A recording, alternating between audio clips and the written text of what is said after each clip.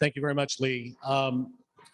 So my name is Timothy Walker. I teach in the history department at UMass Dartmouth. And if this were Nantucket, I'd be what's called a wash ashore. I'm not from New Bedford, but I came here and, you know, like many people who moved to this city, I kind of fell in love with it because of its real special place in the history of the United States and in the history of people of color in the United States, and the role that African Americans played in the creation of this town and the work that went on here.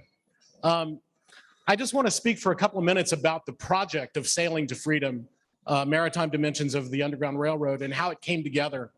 The genesis of the project, as Lee said, about 14 years ago, we started collaborating, but she came to me with this wonderful idea because she knew the story of how New Bedford had been a terminal point on the Underground Railroad, how many people seeking freedom had come to this place, often bringing with them maritime skills and maritime knowledge that then they could immediately put to work and receive wages. People who had been enslaved their entire lives could receive wages working on the whaling ships, working on the waterfront, working in this working port that was so dynamic then as it is now.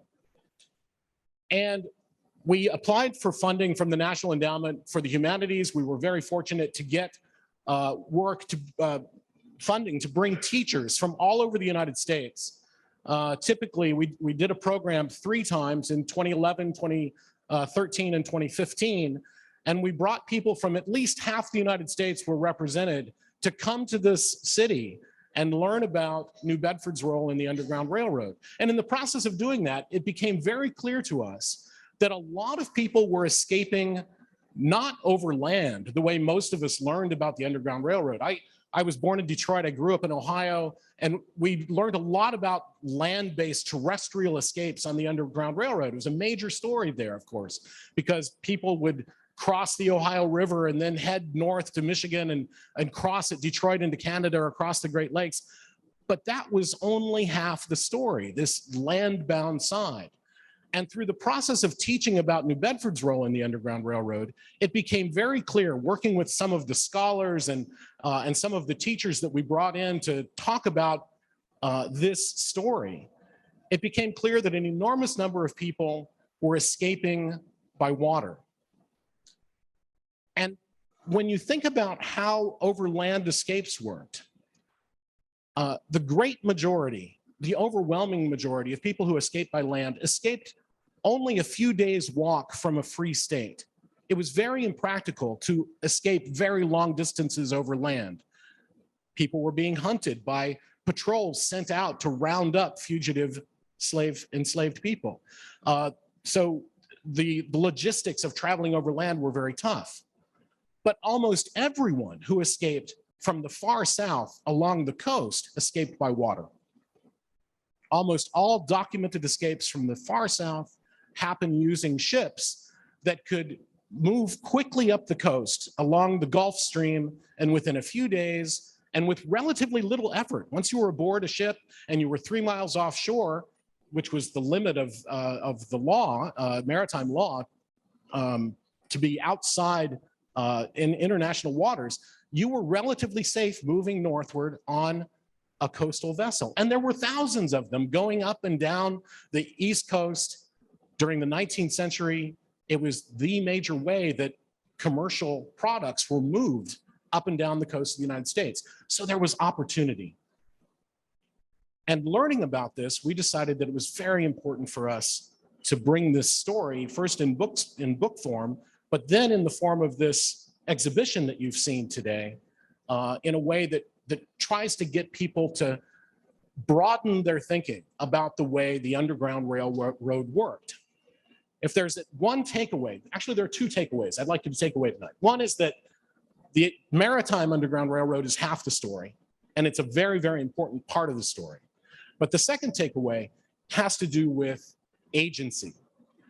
The strategic knowledge that African Americans learned working aboard ships, working on the waterfront while they're enslaved in the South, gives them the strategic knowledge that they can leverage in their bids for freedom. the agency was on the enslaved people in the South who, without much help, frequently, found ways to get aboard northbound vessels and find their way to freedom. Now, they did engage with the Underground Railroad and operatives of the Underground Railroad once they're in northern ports, and to some extent, they did often receive help on land too, but the point is that without that strategic maritime knowledge, that's a big part of what allowed them to find their way to freedom. So this is the story that we're going to hear a lot more about tonight. I want to shift the focus now to our invited guest speaker, Marcus Redeker, who is a mentor and a colleague of mine. It's rare that one gets the opportunity to introduce someone who's been such a great help and an inspiration in the course of the work that I've done as a scholar. But Marcus has, through his books and then later by meeting him in person, he has just been a great help to the work that I've done. And it sometimes happens that you find out that two historians will realize that they're working on similar projects. And that can either be a bad thing or a really good thing. And in this case, it was a very good thing. But Marcus and I realized that we were working on some similar work, and one of Marcus's PhD students contributed to the volume, Sailing to Freedom. So it gives me a tremendous amount of pleasure to introduce Marcus for you tonight. And I want to give you a little bit of information about the extraordinary achievements that Marcus has done. He's a distinguished professor of Atlantic history at the University of Pittsburgh, where I was once an adjunct many, many years ago. And he comes at history in a term, he calls it histories from below, telling the stories of common people and how they impacted the history that we all know and the influences that make up the history that we rely on as, you know, people in the present. What the people who made our world are often the common folks that history doesn't often enough focus on. His histories of below include books called The Slave Ship, A Human History, which came out in 2007. They've won numerous awards, including the George Washington Book Prize, and they've been translated into 17 languages. If you follow Marcus on Facebook, every now and then he'll post a new book cover in some language from the other side of the world, and it's fantastic, the dissemination that his work has gotten. He's produced a prize-winning documentary film called Ghosts of Amistad about the Amistad Revolt. And he has written a play called The Return of Benjamin Lay with playwright Naomi Wallace. The film Ghosts of Amistad, by the way, was directed by Tony Buba. He is currently a guest curator at the JMW Turner Gallery of Tate Britain. And he's writing a book about escaping slavery by sea in antebellum America. Very interesting. He's the co-author with Peter Linebaugh of The Many-Headed Hydra, Sailors, Slaves, Commoners, and the Hidden History of Revolutionary Atlantic, came out in 2000. And he's also the author of numerous other books, including The Slave Ship, A Human History, The Amistad Rebellion, An Atlantic Odyssey of Slavery and Freedom, and The Fearless Benjamin Lay, The Quaker Dwarf, who became the first revolutionary abolitionist, which came out in 2017. Please join me in welcoming warmly our friend and colleague, Marcus Redeker.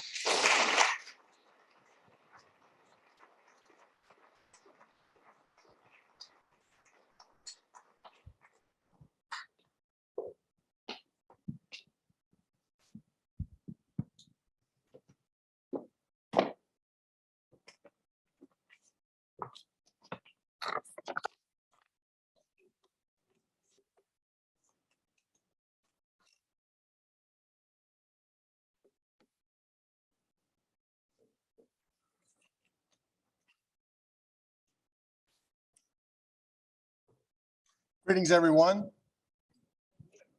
Greetings. Good evening. I want to begin the way that people always begin talks like this, by saying how happy they are to be here. But I want you to know that I am really happy to be here. I mean, thrilled to be here. And that, thank you. And that's for three reasons. The first reason is it's an honor to help to open this exhibit, which all of you have seen, this thing that has been 14 years in the making. So my sincere congratulations to the Whaling Museum, to Mike, to Amanda, to Lee, and Tim, everyone who was involved in this. This is a terrific piece of public history. This is how we preserve the history, as Lee was saying. So that's my first reason. My second reason is to celebrate Tim's book, Sailing to Freedom. It's a remarkable book. I hope that you will all buy it and read it. I'm just a little bit cross with Tim about one thing, which is that he's hardly left anything for me to say, but I will do my best. And then finally, a third reason why I'm so happy to be here has to do with all of you. And that's because I don't think I will ever speak to an audience about escaping slavery by sea who is more knowledgeable about that subject and who cares more deeply about that subject than the people of New Bedford. I just don't think that will ever happen.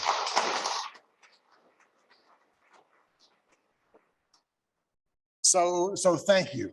Sincerely, I thank you for having me. Now, the book that I'm working on that Tim mentioned has a curious origin, and it goes back more than 30 years.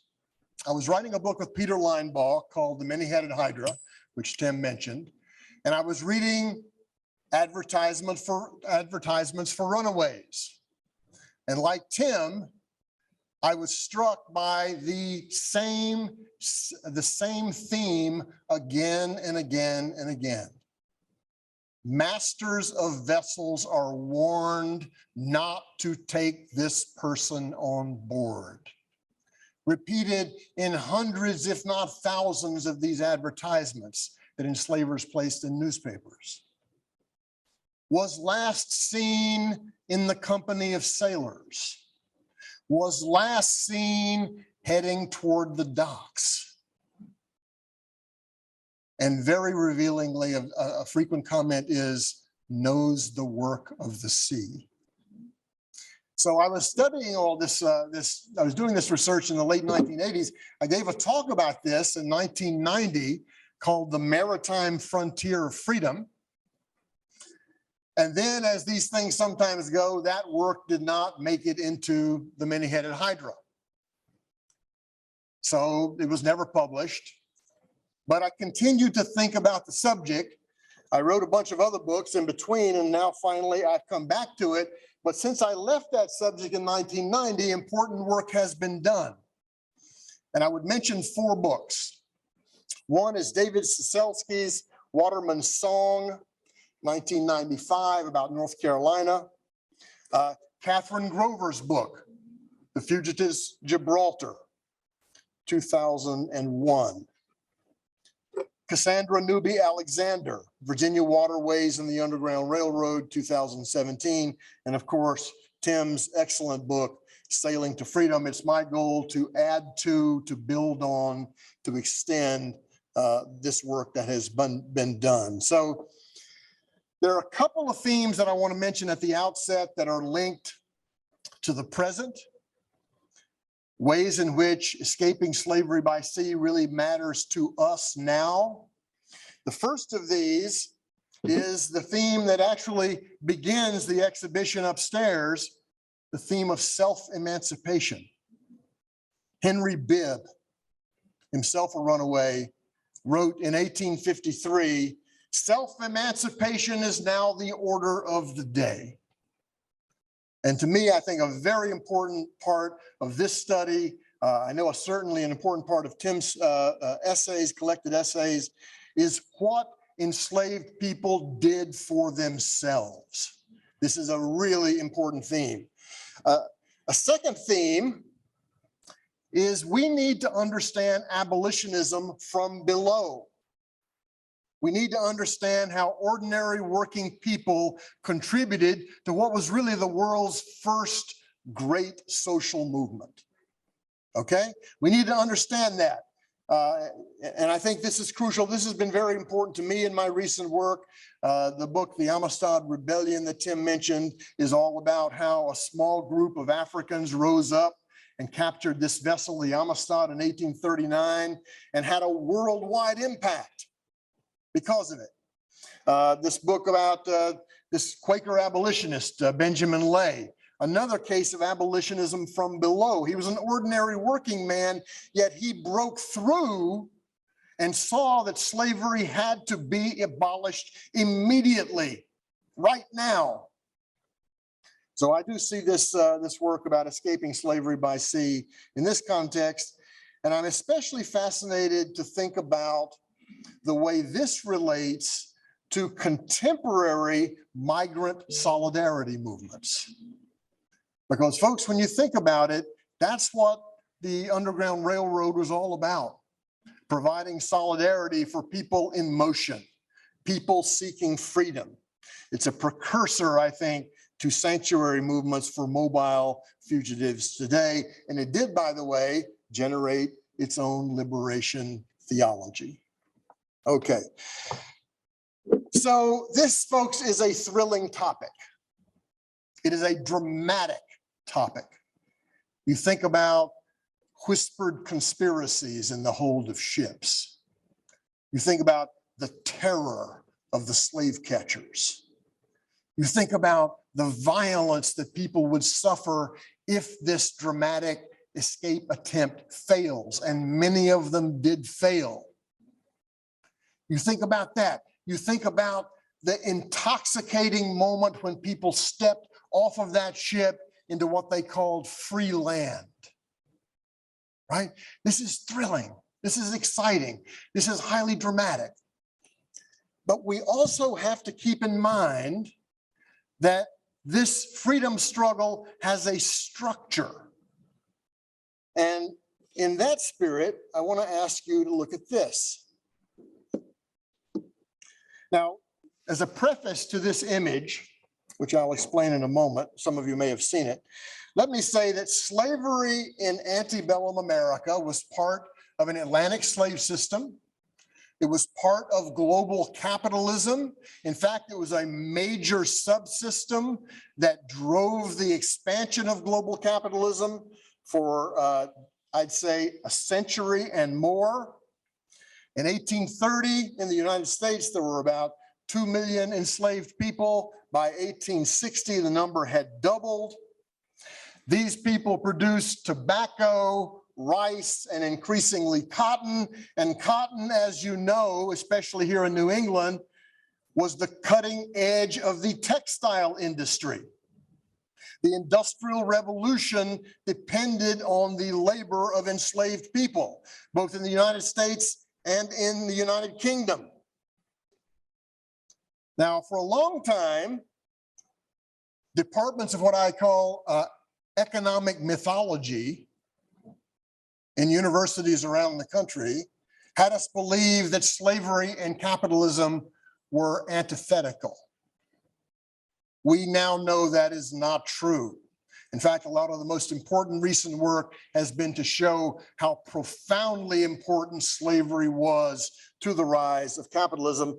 And here's what I want to ask you to think about in terms of this image. Now, this is work that was done by Ben Schmidt, tracing American trade routes, mostly in the 19th century.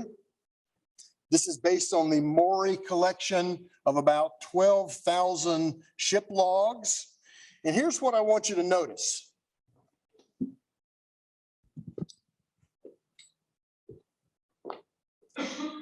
If you look at this area right here, right?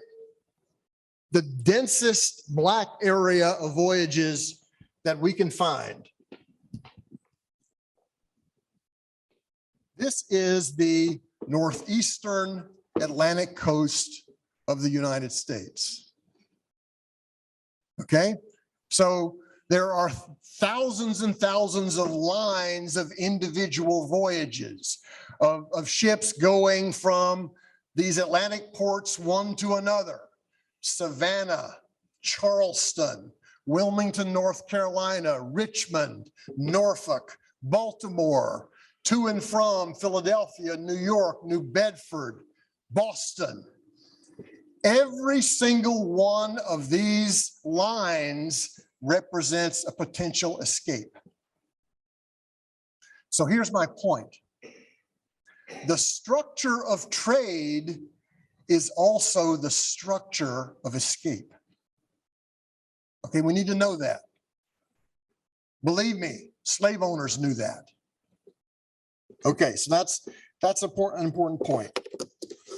My story begins in 1829, 1830 with a figure who is well known to many of you, a man named David Walker, a man of Boston and a man of the waterfront, had lived in Wilmington, North Carolina, in Charleston, and in Boston. He was a slop seller, sold clothes to sailors. He penned a revolutionary tract, which you see here, David Walker's Appeal, in 4 articles, which was essentially a revolutionary manifesto, encouraging enslaved people throughout the Western Hemisphere to imitate what people had done in Haiti 25 years earlier, to rise up, cast off their shackles, and become free. It's a very radical document. It is a document of the waterfront. And here's what I love about David Walker. He wasn't just a writer. He was a thinker, and he had a strategy for how to disseminate his ideas. And that was going to happen through the people you see right over here. Sailors, black and white, were going to take David Walker's Appeal to southern ports, where they would take them ashore, and then those copies of this book would fan out into the countryside and inflame a rebellious spirit. Okay? And I would mention that despite the fact that there is a kind of racist caricature of the black sailor here, that proportion is just about right. About 1 in 6, maybe 1 in 5 of the sailors on these Northeastern ships were African-American in this period. And they were the most dangerous sailors of all, as we shall see. So Walker would frequently do things like sew copies of his book into their clothes, right? So they could go ashore with no problem and disseminate his ideas. Now, this pamphlet produced a fierce reaction from Southern slaveholders. 1829, 1830. I mean, a massive campaign to prevent just this kind of thing from happening. And several new what were called Negro Seaman Acts, which basically quarantined black sailors the moment they came into port, so they could not go ashore and spread this gospel of revolution, allowing them to get back on their ships only the day before they would depart the southern port. But there are 2 reasons why my study begins with David Walker. The first is that the networks he used to disseminate his book are the mirror image of the runaway networks in which people come from surrounding areas to the port, get on board a ship, and then go back to the north. It's almost a perfect mirror image. So that's one thing that's important. But the second thing is that David Walker sets off a kind of Atlantic cycle of rebellion. Think about the 1830s. Nat Turner in his revolt, Southampton, Virginia, 1831. The same year, William Lloyd Garrison founds the Liberator. 1832, 1833, Sam Sharp's rebellion in Jamaica, the Mali revolt a couple of years later in Brazil, the Amistad rebellion, 1839. And behind all this, the British are abolishing slavery in their empire. So this is a period of tremendously powerful resistance. And folks, this is the moment when running away from slavery or sailing away from slavery acquires a new political valence. It's something new. And of course, the 1830s is also the period where the logic of polarization between North and South begins to take off. Those points are not unconnected. Okay. All right, so let's talk now about context. Let's talk about context, because in my view, context is everything. That Atlantic global context that we just talked about is part of it. But now I want to zero in on the waterfront. I want to zero in on the docks as a zone of fierce struggle, as a place where the forces of anti-slavery and pro-slavery met and collided every day. Okay? This is a zone of capital accumulation. This is also a zone of freedom or potential freedom. The waterfront, of course, is a rough, violent, dangerous place, a place where desperate people come and go with the tides. But it's also a strategic location for the development of capitalism.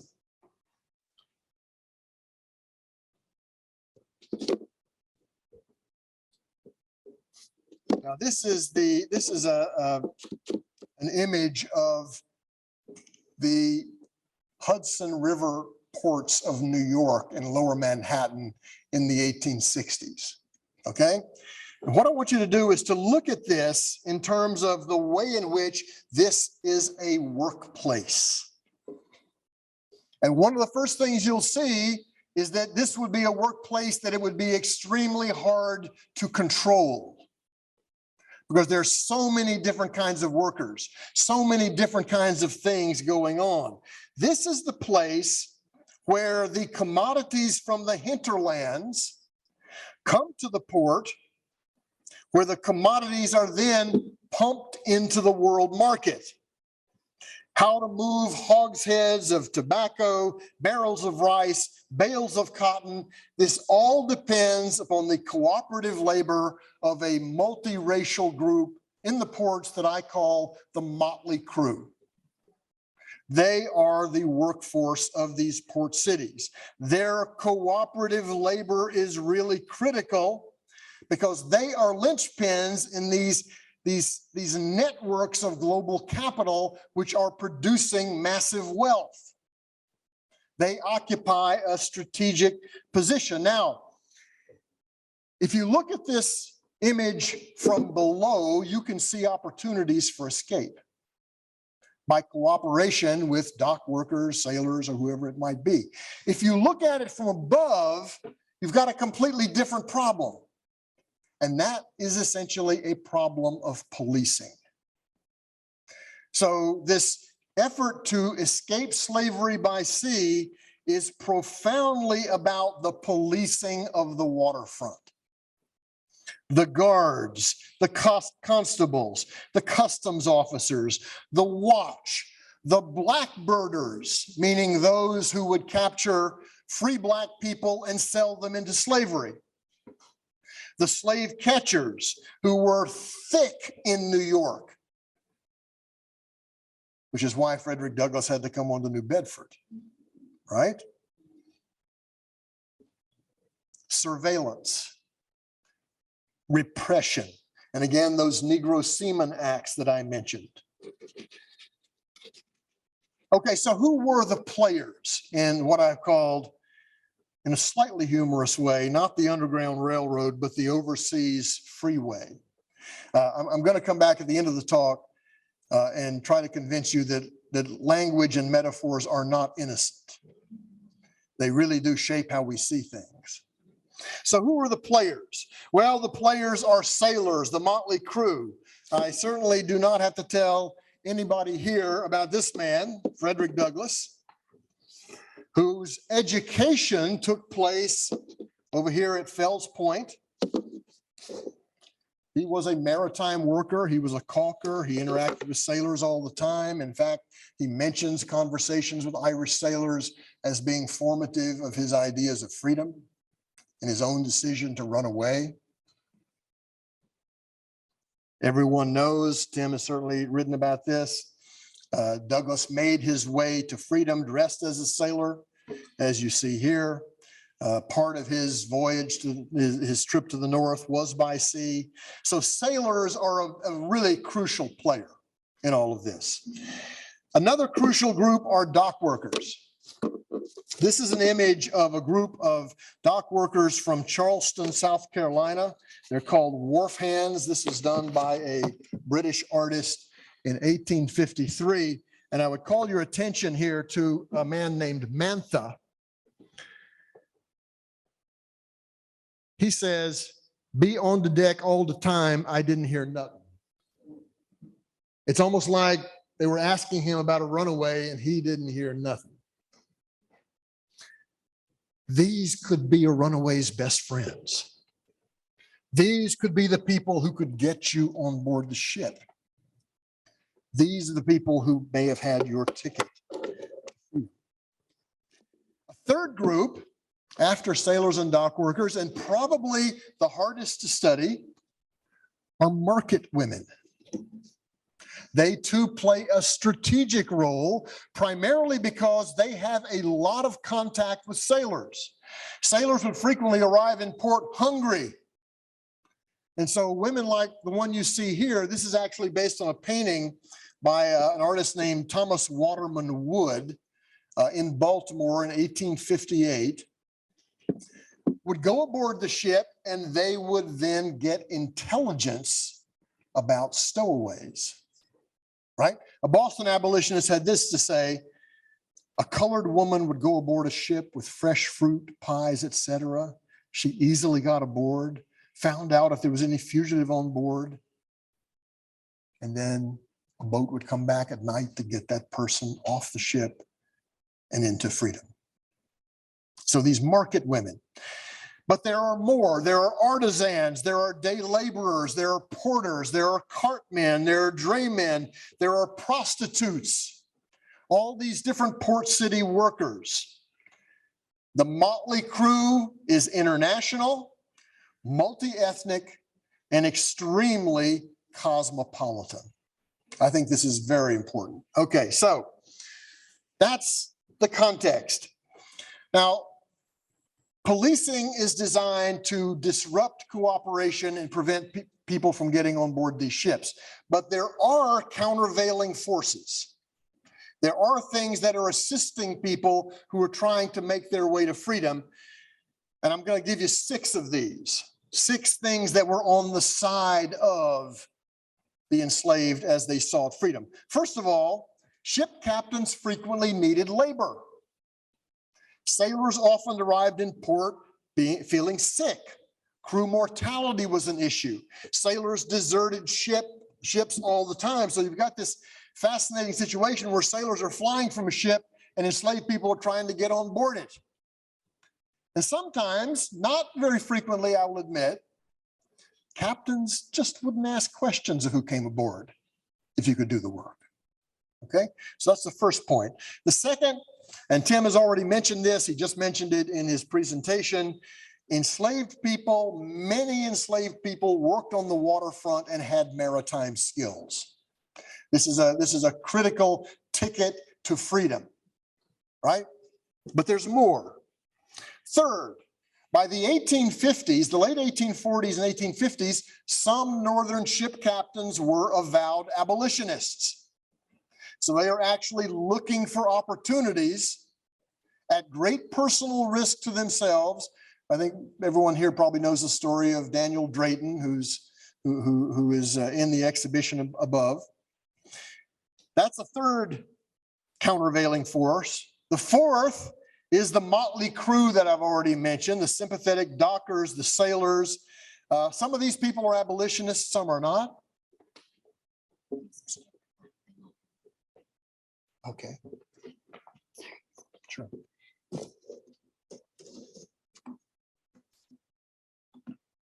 Thank you.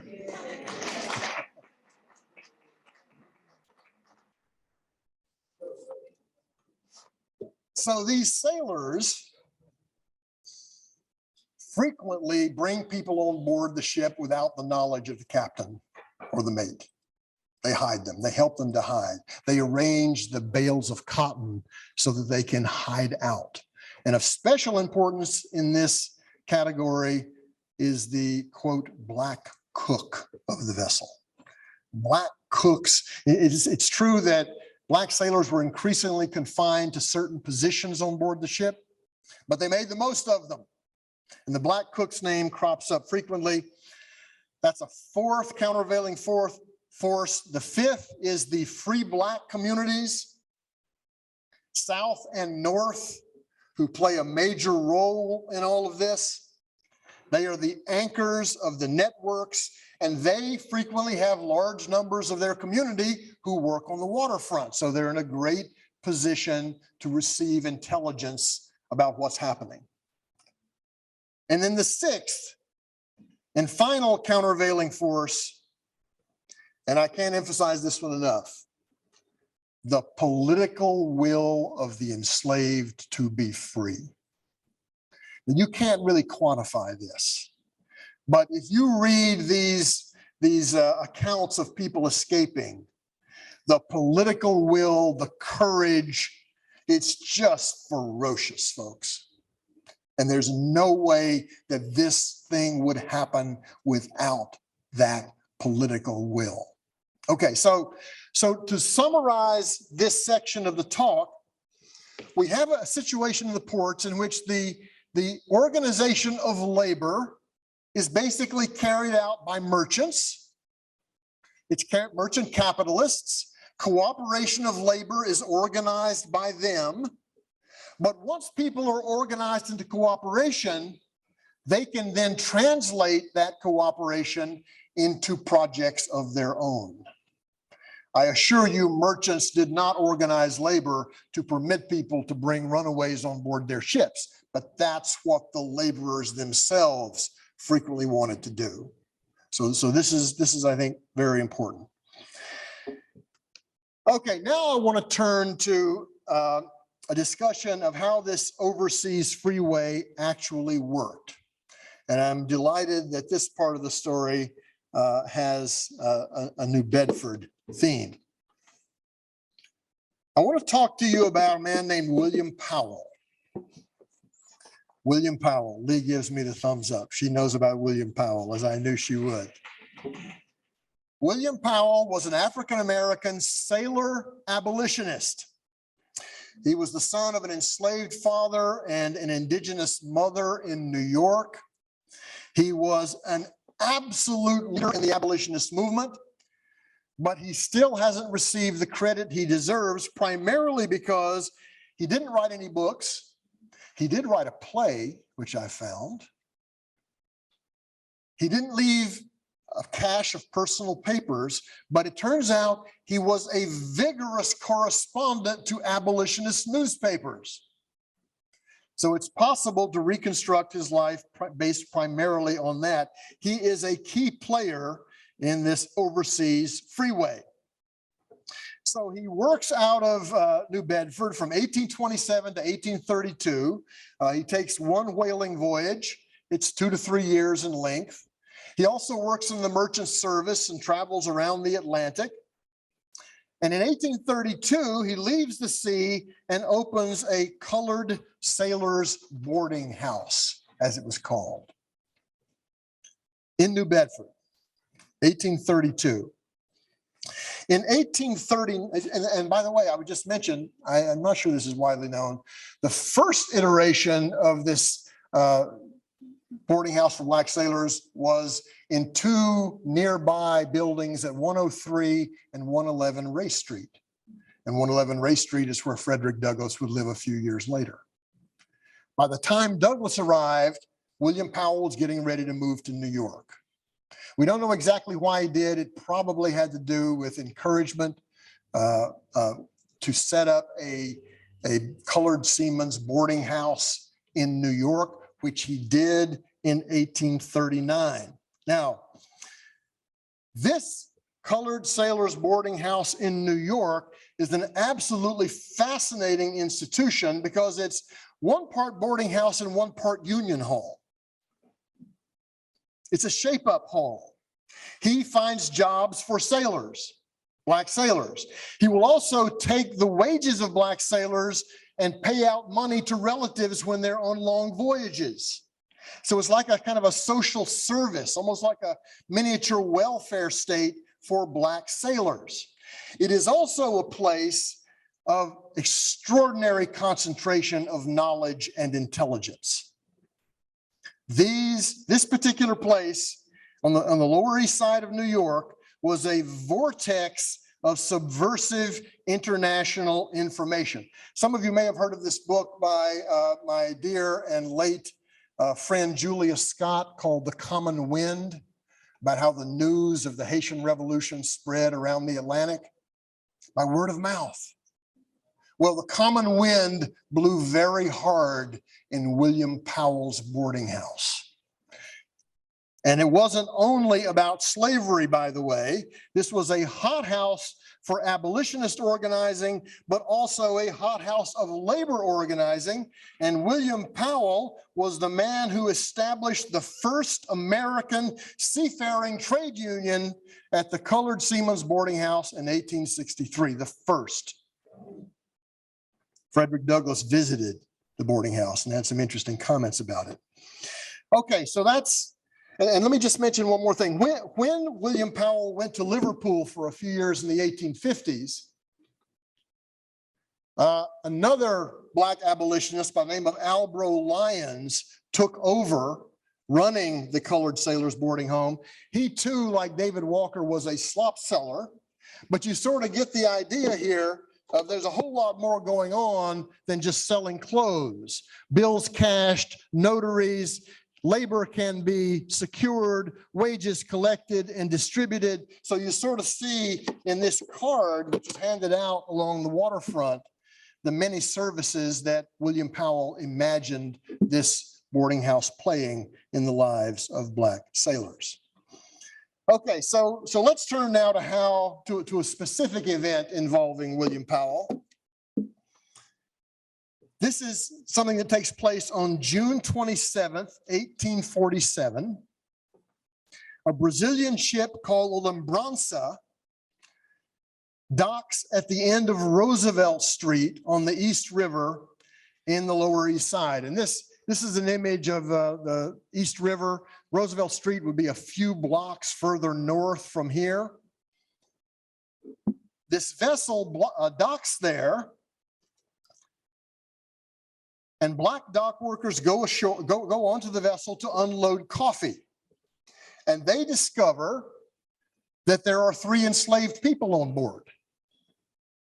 What do?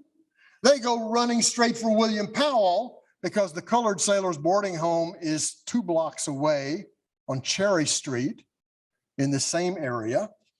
They tell him, these dock workers know that slavery was abolished in New York 20 years earlier. They tell Powell about this, and Powell then comes up with a strategy, and it's just brilliant. Powell dresses up as a merchant, walks confidently aboard the Linebaugh, pretending to be the merchant to whom the coffee is being delivered. But of course, he didn't care about the coffee, although he looked at it, you know. He wanted to talk to those enslaved people. And he found the 2 men. One was a sailor, one was a cook, and he says to them, he says to the cook in particular, he asks, "Are you a slave?" Now, an important part of this story you need to know is that William Powell asked him that question in Portuguese, because William Powell had sailed to Brazil. The motley crew is cosmopolitan, folks. They know a lot of languages. And the man answered, "Yes, I am." And William Powell then says, "I told him he was no longer a slave and that they should be free before sunset." So this news of this ship spreads like wildfire up and down the waterfront. Black and white abolitionists join the growing crowd of black workers at the Roosevelt Street Wharf. I'm sure they're mulling over an armed rescue, because this was not uncommon in those days. Powell, meanwhile, goes to an African-American porter, a man who works on the docks, named Louis Napoleon, talk about a historic name, who had a history of getting writs of habeas corpus to free people from illegal incarceration. So he goes to get a writ. 2 hours later, the two men and the one woman are standing in front of a judge. A legal battle has begun. The judge is not sympathetic to them, so he remands the two men to the Eldridge Street jail. The woman decides to go back aboard the ship of her own volition. But the two men go to jail. Now, at this point in the story, we get really lucky in terms of the sources. But maybe it's not luck. Maybe it's what Tim called agency. Because as it turns out, we can see this encounter on board the Brazilian ship, not only from the point of view of William Powell, but from the point of view of the enslaved African cook to whom William Powell spoke. His name was Mahama Gardo Bakwakwa. He was born in the city of Jugu, which in present day is in the Northern Republic of Benin. He was enslaved and shipped to the port of Wida in the kingdom of Dahomey.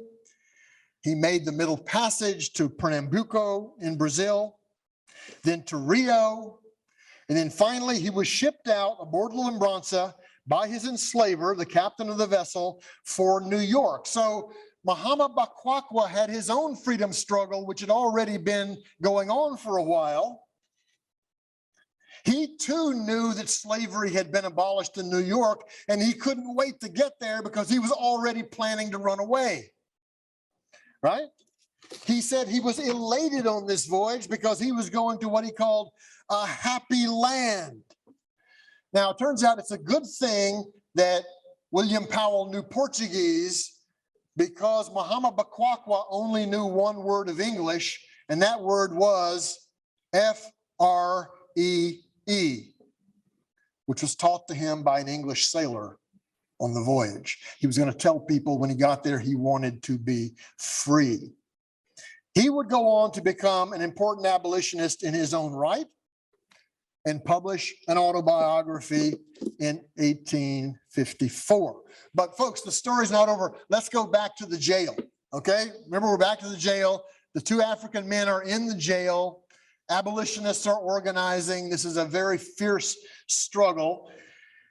The following day after their incarceration, an extraordinary thing happens. They're gone.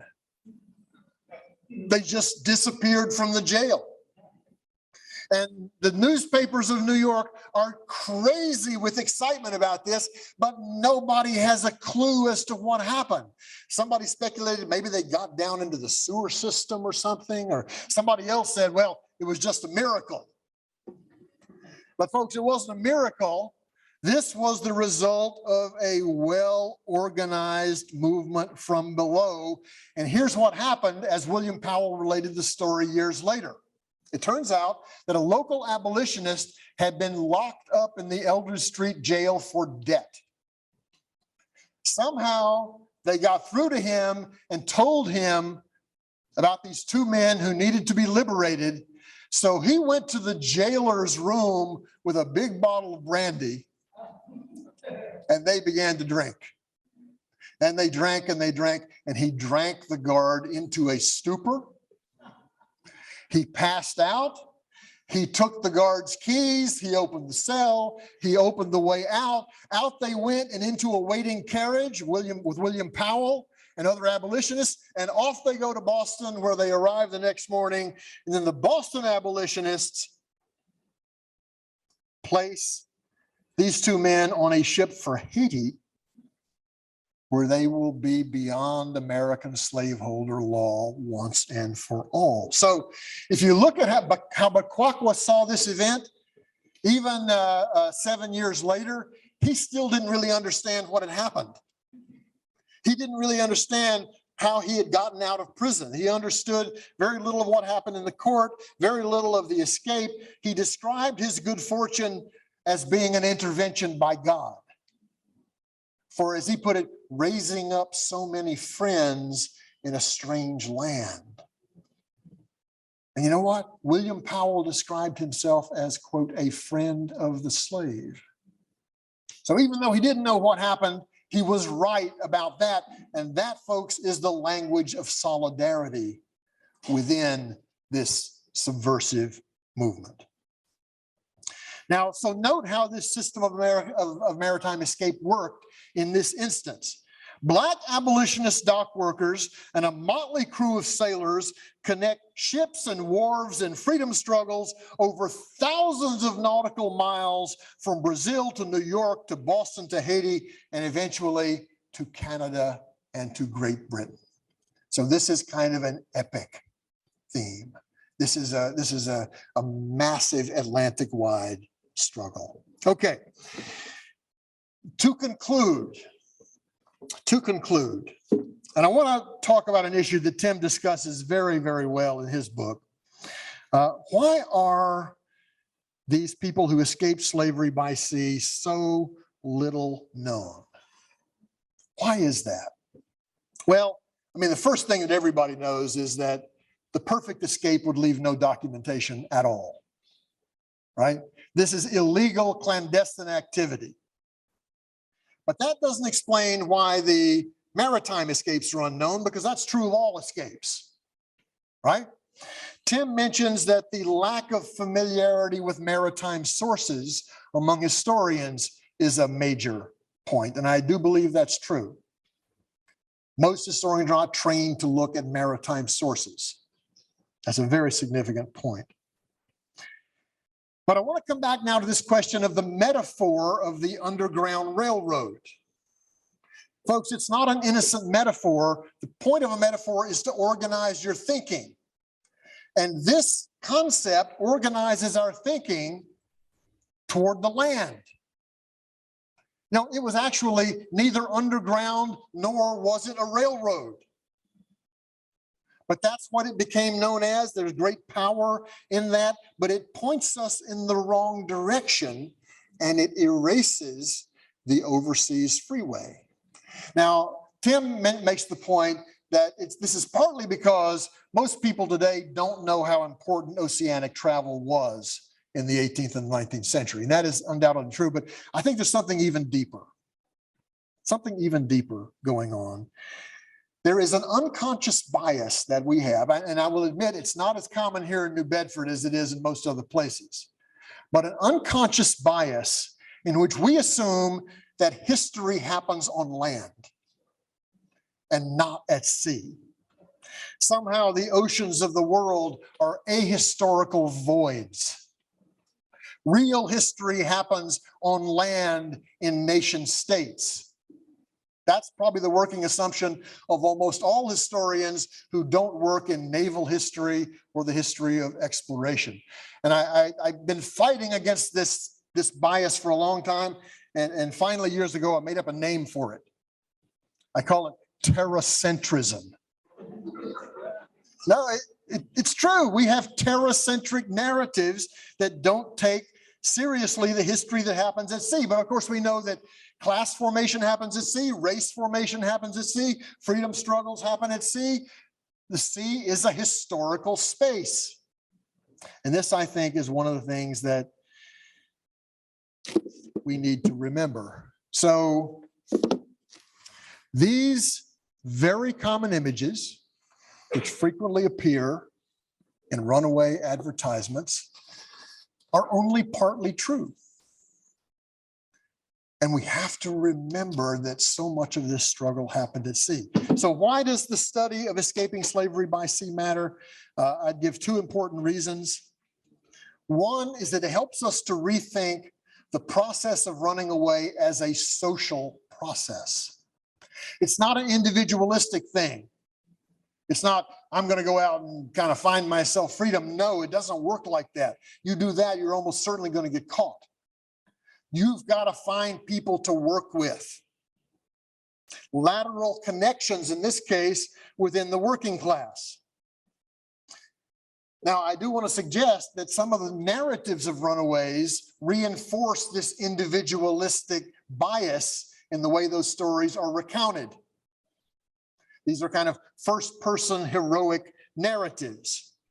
And I do think that white middle-class abolitionists tend to make those narratives more individualistic and not to pay as much attention as they should to the collective nature of escape. The second reason why I think the study of escaping slavery by sea is so important is that it helps us, as I said at the outset of the talk, to rethink the interpretation of abolitionism from below. Abolitionism was not a gift from educated middle and upper class men. It was a matter of resistance and action from below. Fugitives, dock workers, sailors, market women, all kinds of workers in the port city. And by the way, I would just add here a pitch for a former PhD student of mine, Jesse Osofsky, who is going to be publishing a book in August on the vigilance committees, which were deeply involved in assisting runaways. His argument is that it's the runaways. You know what? I'm not going to call them runaways. I'm going to call them sailaways. Okay? Let's call them sailaways. They are the ones who educated the Northern abolitionist movement about the true nature of slavery in the South. Most Northern abolitionists had never actually been in the South. They didn't know what this institution was really like in human terms. So this abolitionism from below finally allows us to connect the history of resistance by enslaved people to the history of abolitionism as an organized movement.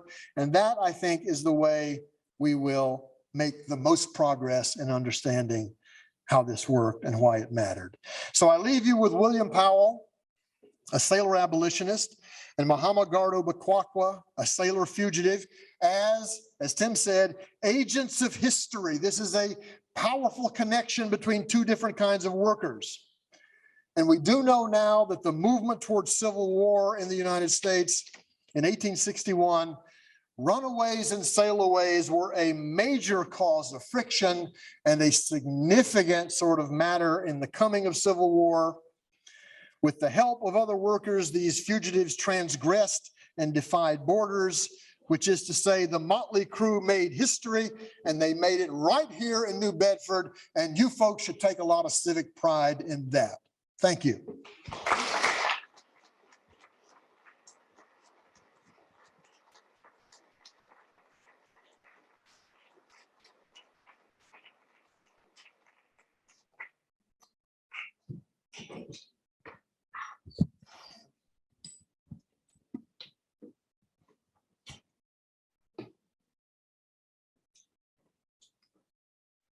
Here comes Carissa. I think what we're going to do is we're going to swap over the technology here so that I can monitor the 200 people that are all out there in the Zoomiverse, the virtual aspect of this program. We're coming to the question and answer part of the program. We have about 15 minutes, and I got to go behind. Wait a minute. Check. Ooh, that's a good one. That's a loud one, isn't it? I'm going to hold it with the loud one. Okay.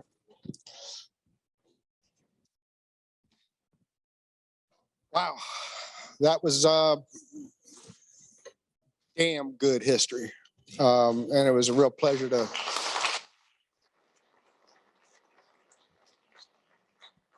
Witness it happen.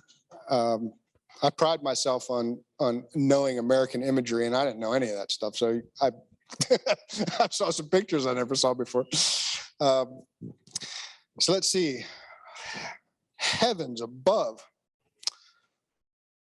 We have 99 questions. I should introduce myself. My name is Mike Dyer. I'm the curator of maritime history here. I'm just going to be the moderator and sort of work our way through this. I got to figure out how this little machine works here. So before I go with the 99, is there anyone here in our immediate audience who has a question for Marcus Redeker? Yes, this gentleman right here in the blue. Thank you very much for your presentation. My question focuses on the evolution of New Bedford after the Civil War, with the history of abolition, with the history of being very supportive of freeing Africans from this enslavement. If you look at current conditions right now in New Bedford, Black and brown people are still at the bottom. And, but there was a time when it wasn't that way. Can you tell us a little bit about that economic evolution from the time of the end of slavery to now? That's a very big question. It's a very big question, and it's a very important question. And I'll just give a brief response. The abolition of slavery did not abolish the exploitation of the labor of people of color. In fact, the reconstitution of the Southern agricultural system on the basis of sharecropping and the rise of Jim Crow laws and segregation is one of the most important turning points in American history. In other words, the failure of Reconstruction. All anyone had to do was listen to enslaved people who said things like, give us 40 acres and a mule, break up those big plantations and turn that land over to us. But that was never done. So a kind of dependency and poverty was reinstitutionalized and has therefore had a very direct continuity down to the present. And that's why many people are now saying we need a new Reconstruction. If you think of Reconstruction happening after the Civil War, you think of the Civil Rights Movement as a second Reconstruction, we need a third Reconstruction because the issues have not been solved.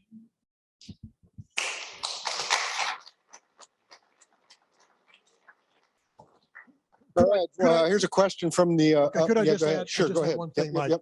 Look, if anybody wants to ask a really hard question, I'm going to get Tim to answer it, okay? Well, anybody, we can ask Tim. So Jim Lopes online says, that was excellent. Have the colored sailors' homes in New Bedford been identified and documented? Tim? So the short answer is yes, some of them have, many of them have. If you are keen to look at the book, and this is not a pitch for selling the book, but there's a chapter, there's a chapter written by a colleague who is here tonight, Lynn Travers, who wrote about the work that people of color did in New Bedford prior to the Civil War, and identifies, including Powell's home for African-American seamen. But there is a lot of work that's been done on that, and we know where many of those are, and they can be mapped using mid-century, mid-19th century maps of the city. Stay up here, Tim. Jan.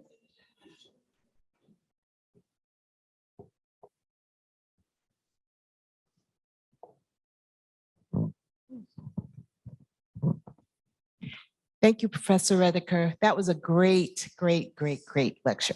Thank you, Jan. Thank you for that. And this is more of an information piece. I just wanted you to be aware of the fact that a woman that has come to New Bedford before, Jill Newmark, is working on a book on the Powell family. And it's scheduled to be released next year because we're planning on having her come to the park and speak. So just wanted you guys to know that there'll be a book about the Powells. Yeah,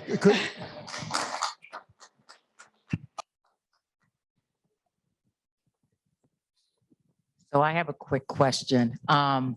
Being from New Bedford and being Cape Verdean, I'm wondering if there was any links to the Cape Verdeans that came from Cape Verde to work on the docks here to the enslavers that were free here in New Bedford. Tim? Yeah, I would say minimally. To tell you the truth, the bulk of Cape Verdean immigration into this city was after the Civil War, for the most part, and it's a different history.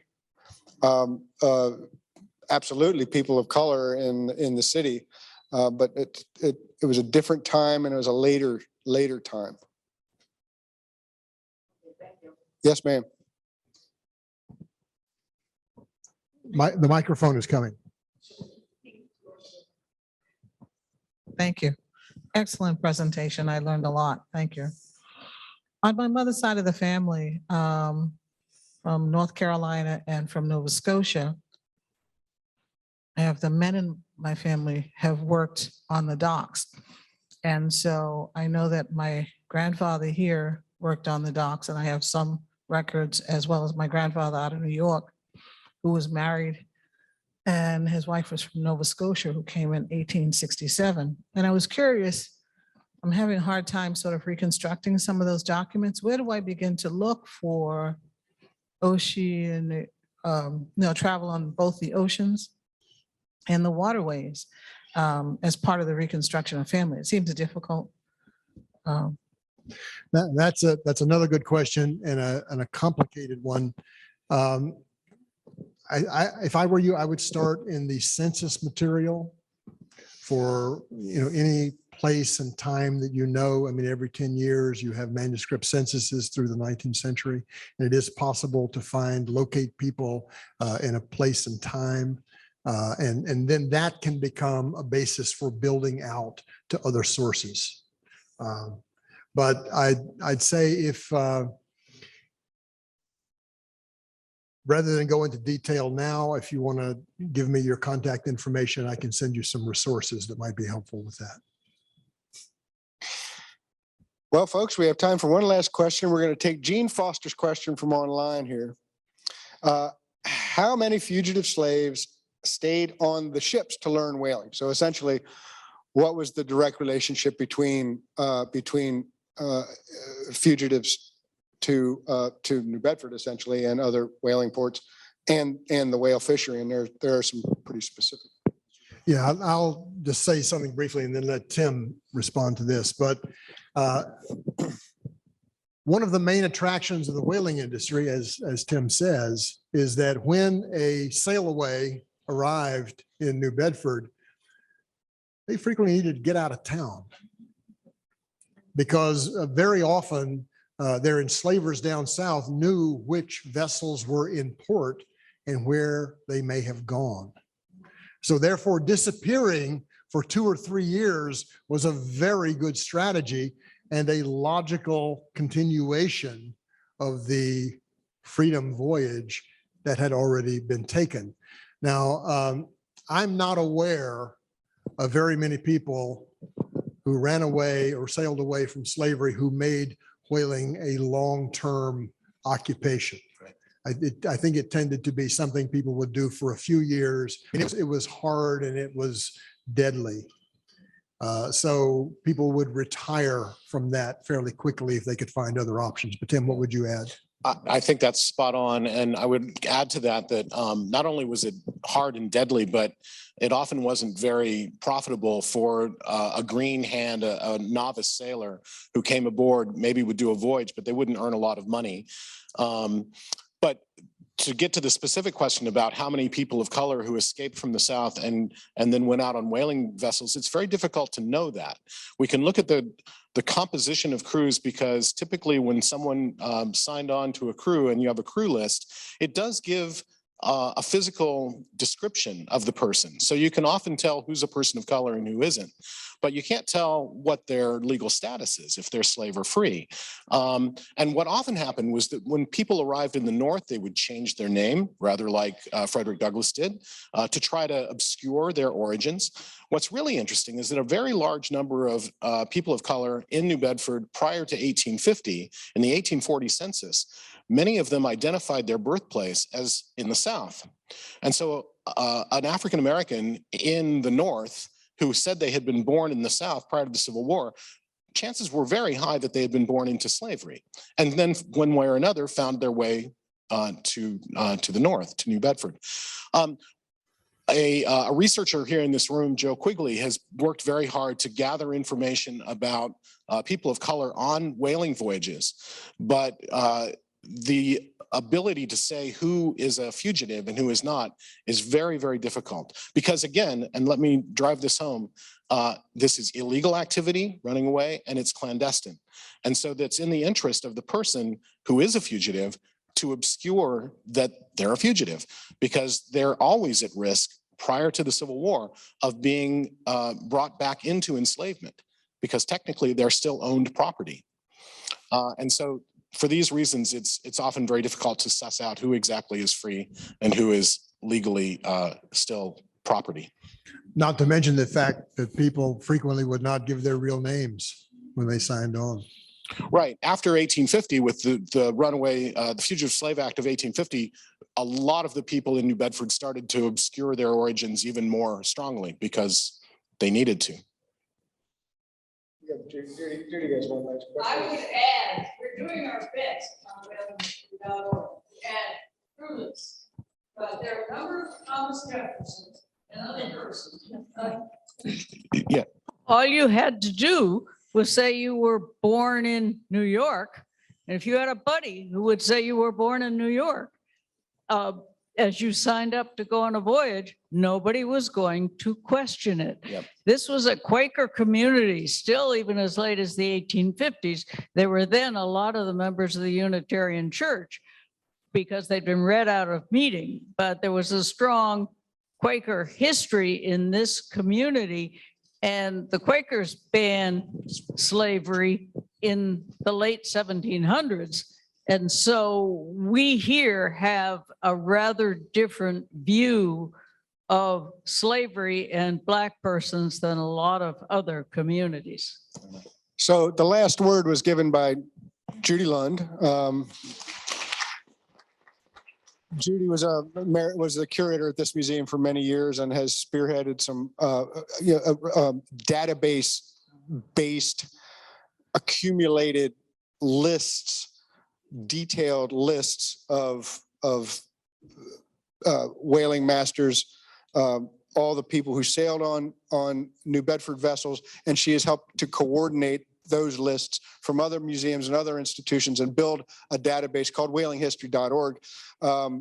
Between whalinghistory.org and Ancestry, that's like a part of my day. Like when I sit down at my desk to answer, somebody's question, it's like Ancestry and whalinghistory.org is going to get you someplace. So can I say one thing quickly? Yes. Thank you, Michael. No, don't go away. I was remiss earlier, and I wanted to mention that the show that many of you saw, the exhibition, came about largely through a collaboration and the efforts of Michael Dyer, who's the co-curator of that exhibition. I'm the other co-curator, but Michael did extraordinary work, and I'm so grateful, and I wanted to recognize him publicly for that. Thank you very much, Tim. It is, in fact, extraordinary, just so you understand. I don't want you to go away with the wrong idea in your head that this is like some mediocre thing that you saw. Now, thank you all very much. Marcus Redeker, Tim Walker, Sailing to Freedom.